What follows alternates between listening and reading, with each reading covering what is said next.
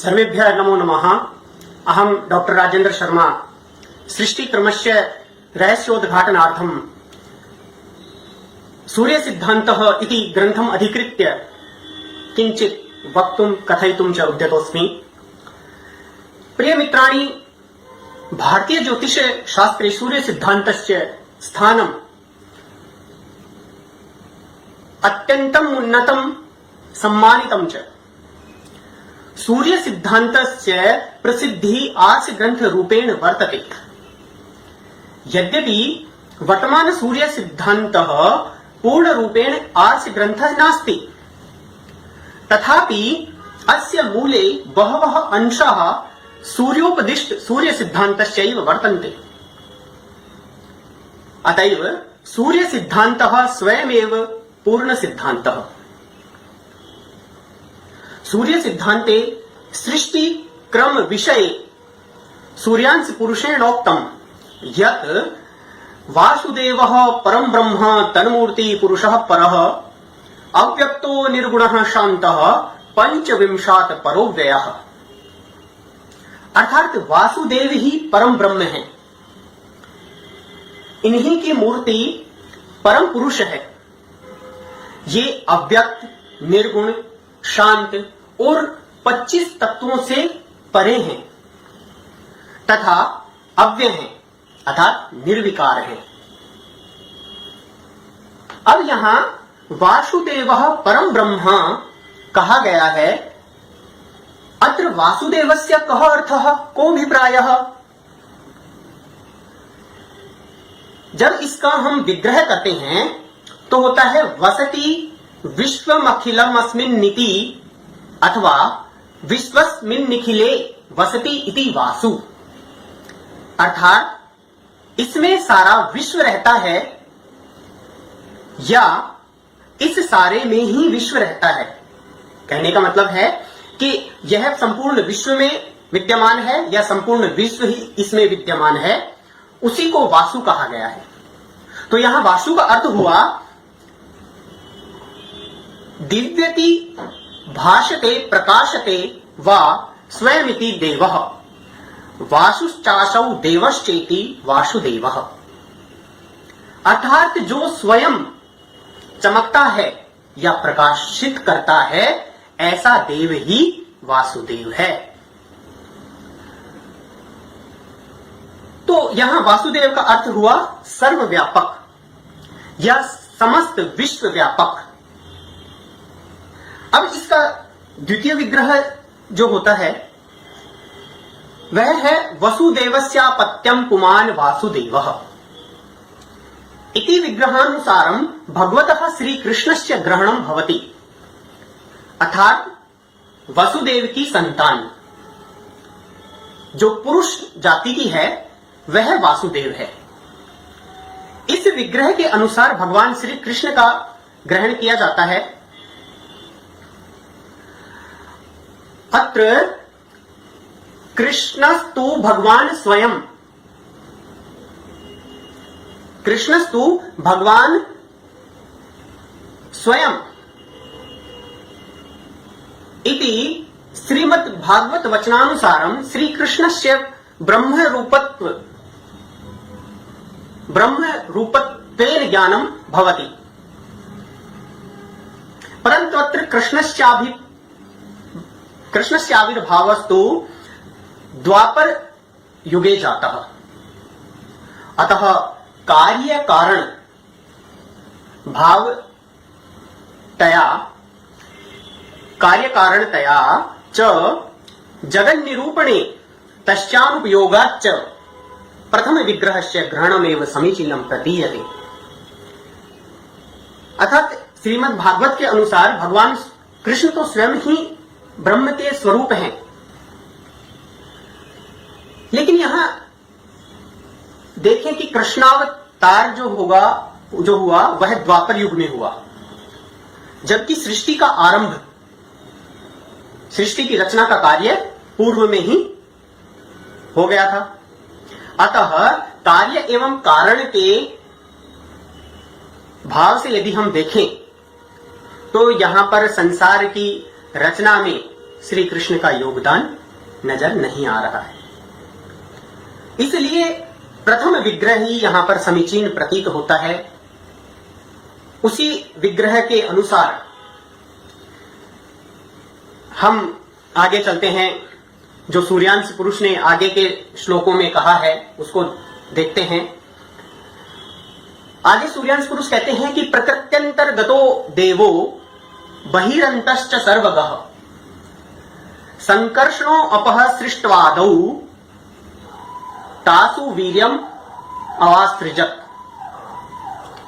अर्थात यह जो वासुदेव पर ब्रह्म है यह प्रकृति के अंतर्गत है और यह प्रकृति उस ब्रह्म की माया ही है। यानी यह कहें कि वह ब्रह्म इस प्रकृति के अंदर भी है और इस प्रकृति के बाहर भी है। यह संपूर्ण पृथ्वी, यह संपूर्ण प्रकृति उस ब्रह्म की माया मात्र है। वह सर्वत्र अनुभव योग्य होने से संकर्षण नाम देव से प्रसिद्ध है। उसी को वासुदेवांश भी कहा गया है। इस वासुदेवांश ने सर्वप्रथम सृष्टवादौ निर्माण किया। किसका? अपह, जल का। सर्वप्रथम जल का निर्माण करके तासु वीर्यम अवासृजत, उसमें अपने वीर्य को, अपने तेज को उसमें छोड़ दिया,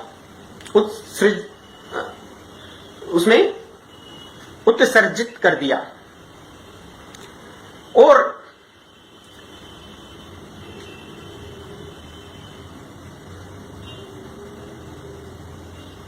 अपने शक्ति पुंज को इस जल में छोड़ने के बाद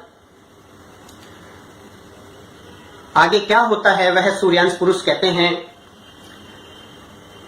तदंडम अभवद हैमम सर्वत्र तमसावृतम तत्रानिरुद्धः प्रथमं व्यक्तिभूत सनातनः। जब संकर्षण नामक देव ने अपने तेज को जल में स्थापित किया तो उस जल और उस तेज के संयोग से एक स्वर्णिम अंड की आकृति बन गई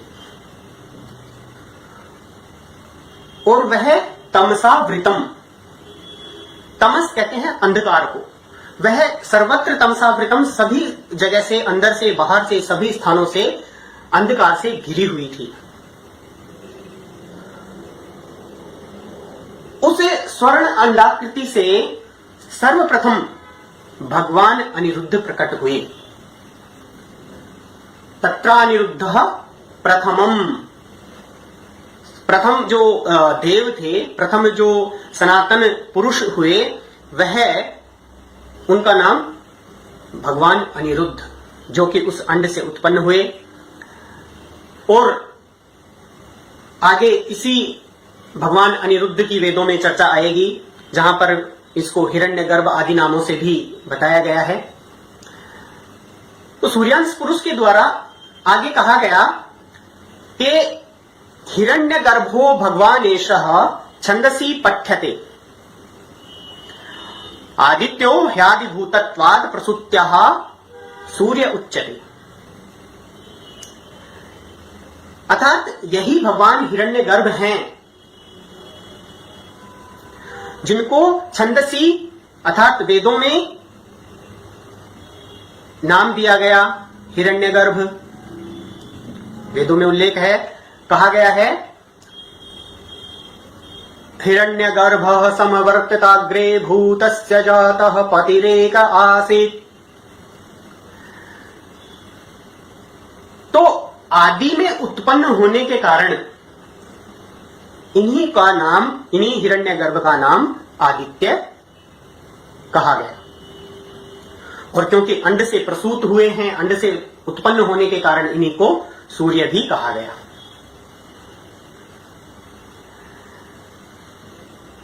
इसी प्रकार सूर्य के अंश पुरुष के द्वारा, सूर्यांश पुरुष के द्वारा जो आगे के श्लोक बताए गए, उसमें बताया गया कि यह भगवान प्रकाश की आत्मा है, यही अंधकार का नाश करने वाला होता है। आप देखेंगे कि प्रकाश शाश्वत नहीं है, अंधकार शाश्वत है। उस अंधकार का नाश करने के लिए, उस अंधकार को हटाने के लिए प्रकाश किया जाता है, और यही महत तत्व के रूप में विख्यात भी है। तो इस सूर्य की जो वेदों में, ऋग्वेद की जो ऋचाएं हैं, उनको इसका मंडल कहा गया है। इसी प्रकार से सामवेद इस सूर्य की रश्मियां हैं, और यजुर्वेद इसकी मूर्ति है। यही भगवान वेद त्रयी के रूप में है,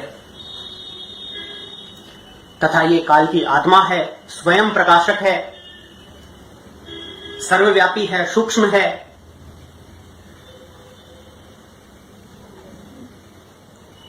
तथा सब कुछ इसी में प्रतिष्ठित है।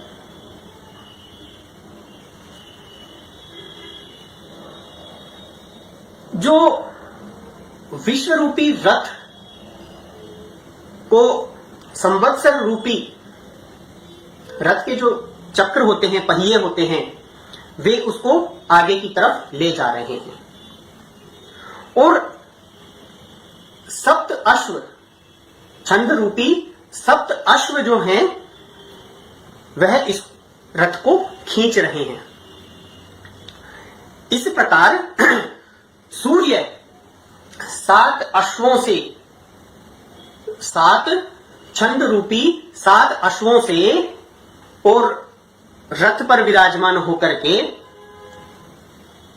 14 लोकों का परिभ्रमण करते हैं, जिसमें 7 अधोलोक हैं और 7 ही ऊर्ध्वलोक हैं।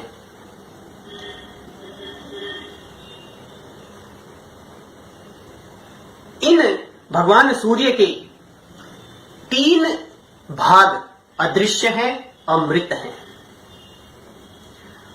अमृत का तात्पर्य यहां पर है जो मृत नहीं है, अर्थात जो नाशवान नहीं है। अर्थात सूर्य के 3 भाग नाशवान नहीं है, जो कभी नष्ट नहीं होंगे। और जो चतुर्थ भाग है, उस चतुर्थ भाग से ही उन्होंने अहंकार स्वरूप ब्रह्म की उत्पत्ति की, जिससे कि इस सृष्टि का निर्माण हुआ। और उस ब्रह्मा की रचना के बाद उन्होंने वेदादि का ज्ञान उन्हें प्रदान करके स्वयं 14 लोकों का निरंतर परिभ्रमण करने लगे।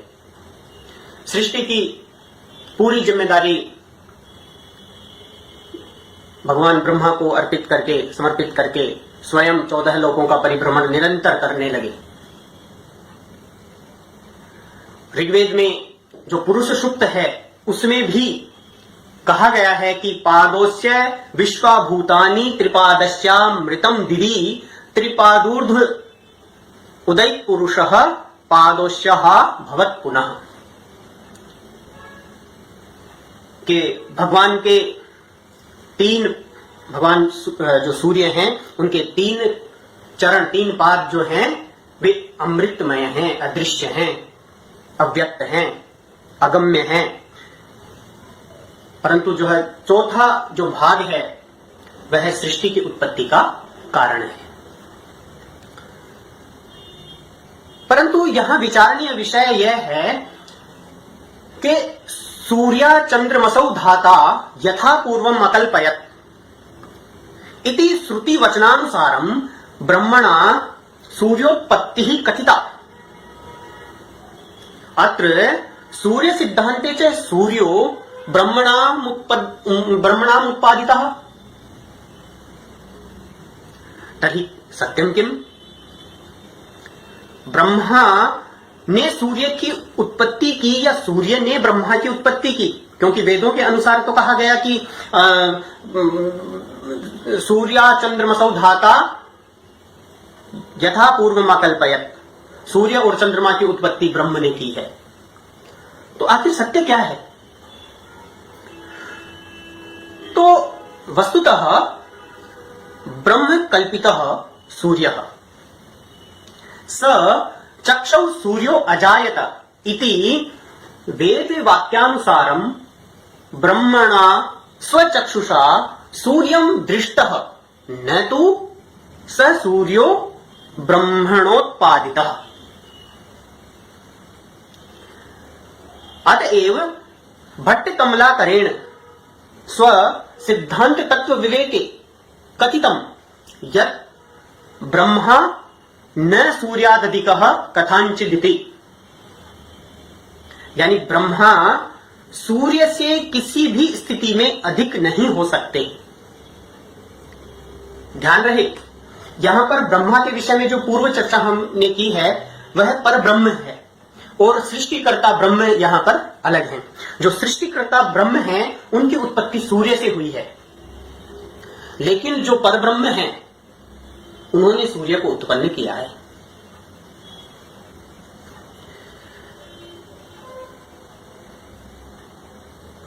अब सृष्टिकर्ता ब्रह्मा ने आगे इस क्रम को चलाया, इस सृष्टि का निर्माण किया।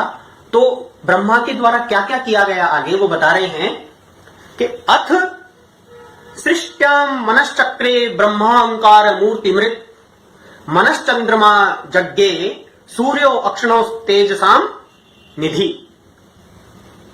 यानी जब ब्रह्मा के मन से सृष्टि निर्माण का विचार आया, तभी उनके मन से चंद्रमा की उत्पत्ति हुई। इस विषय में वेदों में कहा गया है चंद्रमा मनसो जातश्चक्षुः सूर्यो अजायतः। यह वेद वाक्य प्रमाण है। इस प्रकार नेत्रों से सूर्य की उत्पत्ति हुई, क्योंकि नेत्रों से उन्होंने सूर्य की कल्पना की, और सूर्य की कल्पना जब उन्होंने की तो सूर्य और मन से चंद्रमा की उत्पत्ति। इसके पश्चात उन्होंने 5 महाभूतों की उत्पत्ति की, और उस उत्पत्ति के विषय में कहा गया कि मनसः खम ततो वायु रग्निरापो धरा क्रमात् गुणैक वृद्धया पंचैति महाभूतानि जगगिरे। अर्थात ब्रह्मा जी के मन से आकाश की उत्पत्ति हुई। मन से 2 चीजों की उत्पत्ति हुई, पहला तो चंद्र की उत्पत्ति हुई और दूसरा मन से आकाश की उत्पत्ति हुई। और उसी आकाश से वायु की उत्पत्ति हुई। वायु महाभूत से अग्नि की उत्पत्ति हुई, अग्नि से जल की उत्पत्ति हुई, इसी प्रकार से जल से भूमि की उत्पत्ति हुई। इस प्रकार से 5 महाभूतों की उत्पत्ति, एक से दूसरे की उत्पत्ति होने पर उनके अंदर क्रमशः गुणों में भी वृद्धि होती गई। जैसे आकाश में गुण होता है शब्द। आकाश का गुण क्या है? शब्द। अब आकाश से उत्पन्न हुआ वायु, और वायु में 2 गुण हुए, पहला शब्द और दूसरा स्पर्श। इसको यहां देखते हैं। देखिए, ये है महाभूत और ये है उनके गुण। यहां पहला आकाश, जो कि ब्रह्मा के मन से उत्पन्न हुआ। मनसः खम कहा गया, मनसः खम, खम कहते हैं आकाश को। और मनसः मन से आकाश की उत्पत्ति हुई। और इस आकाश में जो गुण होता है उस गुण को हम कहते हैं शब्द। इसलिए कहा भी गया है शब्द गुणकम आकाशम। अब इस आकाश से वायु महाभूत उत्पन्न हुआ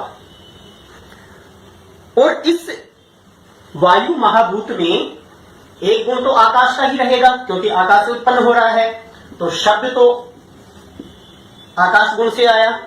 और वायु में एक गुण और हो जाता है, वो है स्पर्श। तो कहा गया रूप रहितम स्पर्शवान वायु।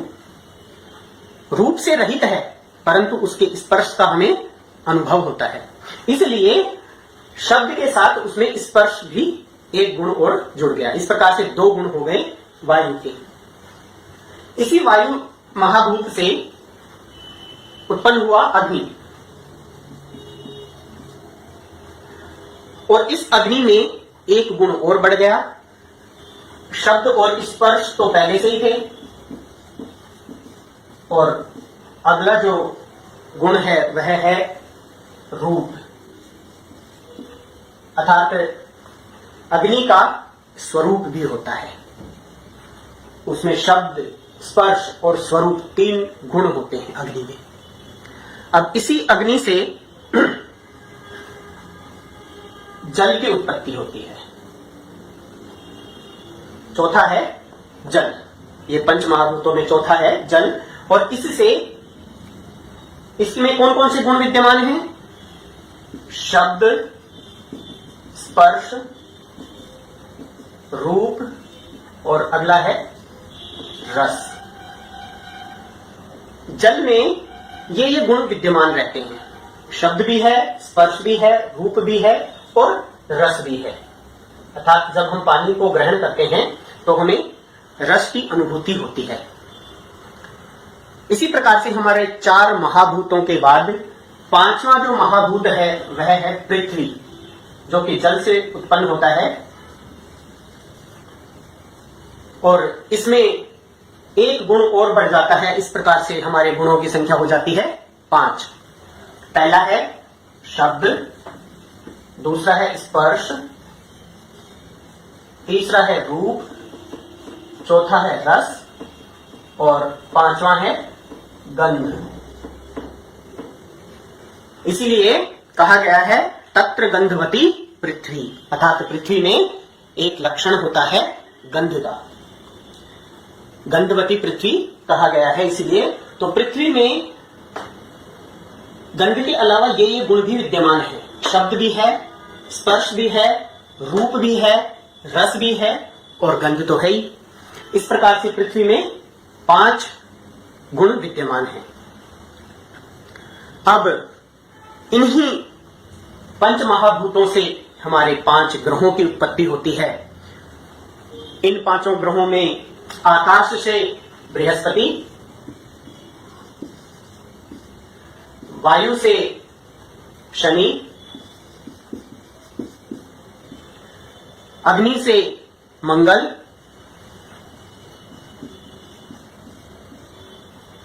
जल से शुक्र,